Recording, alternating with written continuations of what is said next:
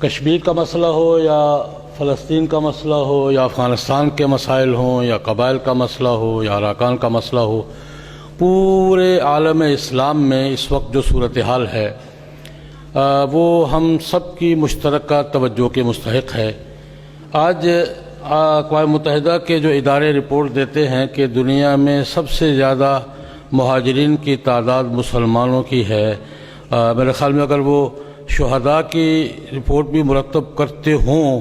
تو شہداء کی تعداد بھی سب سے زیادہ مسلمانوں کی ہی ملے گی کہ اپنی آزادی کے لیے اور اپنے دین کے لیے اور اپنے وقار کے لیے لڑنے والے مسلمان دنیا میں شہداء کی، اگر وہ اس کی شاید نہ مرتب کریں، مہاجرین کی تعداد مرتب ہوتی ہے اور کہتے ہیں کہ 80% مہاجرین دنیا میں یہ مسلمان ممالک سے اور مسلمان قوموں سے متعلق ہے۔ یہ سب مسائل ہماری توجہ کے مستحق ہیں۔ میں صرف حاضری کے لیے اور شرکت کے لیے مولانا نور البشر صاحب نے اراکان کے مسئلے کی طرف توجہ دلائی ہے، میں بطور خاص اس کا ذکر کرنا چاہوں گا، اور دو باتیں صرف۔ ایک یہ کہ ان کا اراکان کا مسئلہ ہے کیا۔ اراکان ایک زمانے میں آزاد مسلم ریاست تھی اور 350 سال تک یہ آزاد مسلم ریاست رہی ہے، اور میری معلومات کے مطابق چٹاگانگ بھی اس کا حصہ تھا۔ جب یہ آزاد مسلم ریاست تھی تو چٹاگانگ بھی اراکان کا حصہ تھا، اور یہ ایک مسلم ریاست کے طور پہ 350 سال گزارے ہیں اراکان نے۔ اس کے بعد بدھ حکومت نے، برما کی بدھ حکومت نے قبضہ کر لیا تھا، اور جب انگریزوں نے بر صغیر پہ قبضہ کیا ہے تو انگریزوں کے ایجنڈے میں یہ بات آئی، انہوں نے یہ کام کیا کہ برما کو ایک وقت میں انہیں آزادی دی، چٹاگانگ کو کاٹ کر بنگال میں شامل کر دیا، اور برما اراکان کو اس میں برما کا حصہ بنا دیا، تو وہ تسلیم کر لیا۔ یہ اس مسئلے کا آغاز ہے۔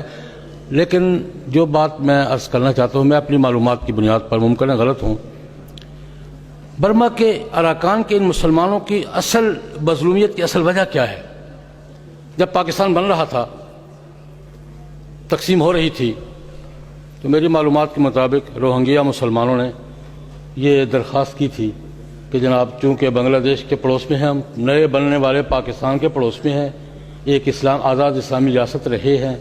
اور ہم متصل ہیں ساتھ، تو ہمیں پاکستان میں شامل کیا جائے۔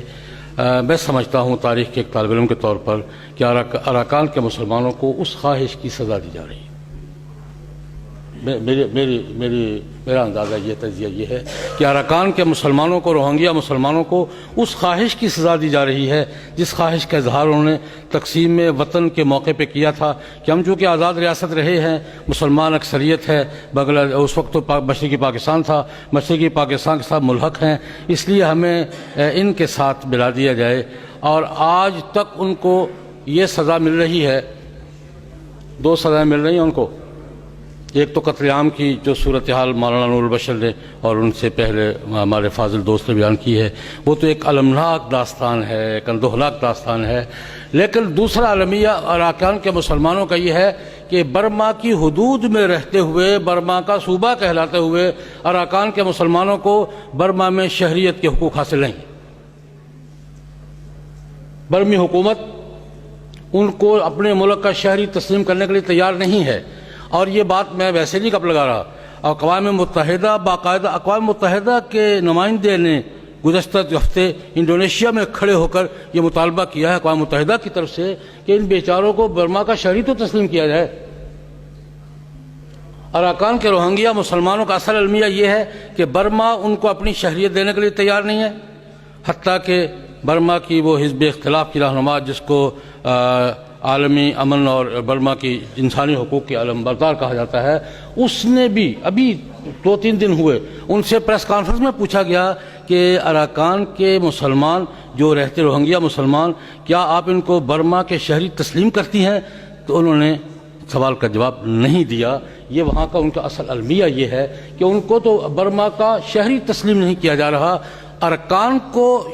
برما کا صوبہ تسلیم کیا جاتا ہے، اراکان میں رہنے والے مسلمانوں کو برما کا شہری تسلیم نہیں کیا جا رہا، اور یہ انسانی حقوق کے حوالے سے یا جس بھی حوالے سے دیکھا جائے اتنا بڑا ظلم ہے۔ قتل عام اپنی جگہ ظلم ہے،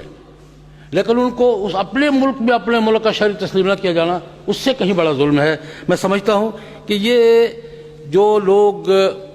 میں سردار لطیف صاحب سے بطور خاص عرض کروں گا اس فیلڈ کے عالمی سطح پر، عالمی فورمز پر اس مسئلے کو اس حوالے سے اقوام متحدہ کچھ نہ کچھ شور بچاتے ہیں، وہ جہاں تک بھی ان کے ہے، OIC نے بھی بات کی ہے، لیکن اراکان کے مسلمانوں کا کیس لڑنا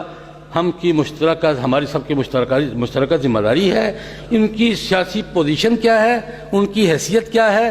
اور وہ اس قدر مظلومیت کا شکار ہے کہ ان کا حال پوچھنے کے لیے بھی OIC کے نمائندوں کو نہیں جانے دیا گیا، اقوام متحدہ کے نمائندوں کو نہیں جانے دیا گیا، ان کا حال پوچھنے کے لیے بھی کوئی باہر سے نہیں جا سکتا۔ یہ تو میں سمجھتا ہوں ان کا المیہ ہے، مسئلہ ہے، اور ہم سب کی توجہ کا مستحق ہے۔ اور ان کا المیہ کیا ہے، اس پر ایک چھوٹا سا واقعہ کر کے میں اجازت چاہوں گا۔ آپ کو یاد ہوگا جس زمانے میں بوسنیا کے مسلمانوں کا قتل عام ہو رہا تھا، دور آپ کے ذہن میں ہوگا کہ جب بوسنیا کے مسلمانوں کا قتل ہو رہا تھا تو عزت بیگویچ صاحب جو اس اب بعد میں صدر بنے، اس وقت بوسنیا کے مسلمانوں کے یعنی وہاں کے لوگوں کے غیر سرکاری سفیر کے طور پر یورپ کے مختلف ممالک کا اور اسلامی ممالک کا دورہ کر رہے تھے، جس طرح یہ حضرات ہمارے اراکان کے مسلمان مختلف علاقوں میں جا رہے ہیں۔ عزت بیگویچ صاحب جو بعد میں صدر بنے ہیں وہ دورے کر رہے تھے، لندن تشریف لائے، اتفاق سے میں بھی لندن میں تھا، تو وہاں ایک ان کے اعزاز میں ایک سیمینار ہوا اسی مسئلے پر۔ ہمارے حضرت مولانا شاہ احمد درانی رحمۃ اللہ علیہ اس کے صدر تھے، میں بھی تھا اور حضرات بھی تھے۔ مولانا شاہ احمد درانی نے ان کو سپاسنامہ پیش کیا، اور اس مجلس میں عزت بیگویچ نے جو تقریر کی کہ ہمارا المیہ کیا ہے، ایک جملہ اس نے کہا، بس اس نے کہا ہمارا اصل المیہ یہ ہے کہ ہمارے پڑوس میں کوئی پاکستان نہیں ہے۔ مجھے وہ اب تک وہ میرے سینے میں کھبا ہوا ہے اس کا جملہ۔ اس نے کہا ہمارا اصل مسئلہ یہ ہے کہ ہمارے پڑوس میں کوئی پاکستان نہیں ہے، اس لیے ہم بے بس ہیں، بے سہارا ہیں۔ میں سمجھتا ہوں کہ اراکان کے مسلمانوں کو ہمیں یہ احساس نہیں ہونے دینا چاہیے۔ ہم پاکستان ان کے پڑوس میں اب نہیں ہے، لیکن کبھی تھا یا نہیں تھا؟ بے شک اب ہم ان کے پڑوس میں نہیں ہیں، لیکن پاکستان ان کے پڑوس میں ایک ربع صدی گزاری ہے ہم نے، ہمارے پڑوسی ہی ہیں، ہمارے بھائی ہیں۔ ہمیں ان کا اپنا مسئلہ سمجھ کر ان کے کیس کو لڑنا چاہیے، اور عالمی فورمز پر اس کیس کو پیش کرتے ہوئے ان کی وکالت اور سپورٹ کرنی چاہیے۔ اللہ مجھے اور آپ سب کو اس کی توفیق عطا فرمائے۔ وآخر دعوانا الحمدللہ۔